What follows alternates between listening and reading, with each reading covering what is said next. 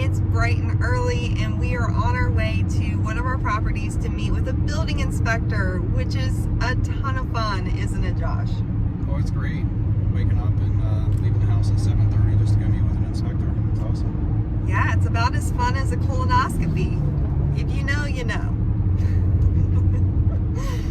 So, because working with not contractors, that's a whole nother video, but working with building inspectors is often challenging, and it's a very tricky situation because if you do the wrong thing, you can really create a situation where your life becomes miserable.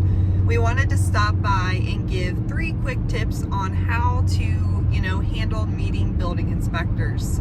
So the very first tip is to be respectful and treat them just like you would treat a police officer. They really get a kick out of being the house police, and if you treat them, nice, treat them like they are the house police, they really enjoy that for some reason.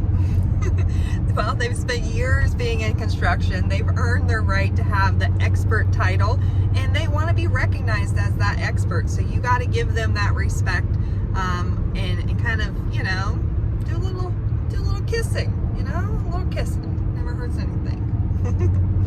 The number 2 tip is to ensure that whenever they're walking around your house, they're going to poke it and prod it, and they're going to do this and that, and they're going to find everything under the sun that they want to dock you for, and they're going to give you the most expensive, most difficult suggestion of how to fix that.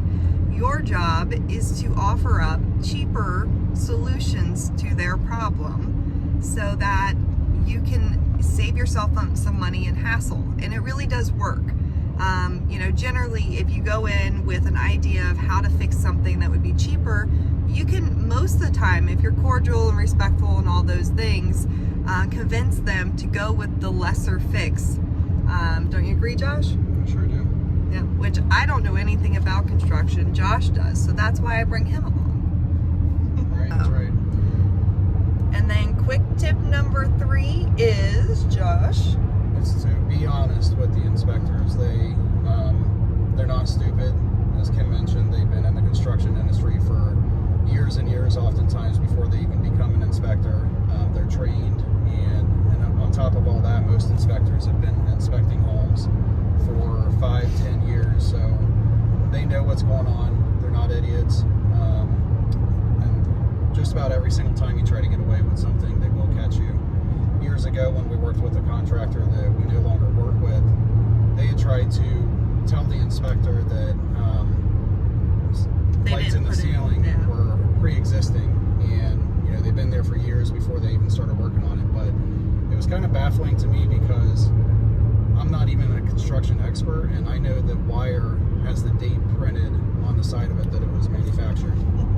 So it's all it would take is for the inspector to look up in the ceiling, pull down the electrical wire and see it, and then from there your life is just going to become way harder than it needs to be.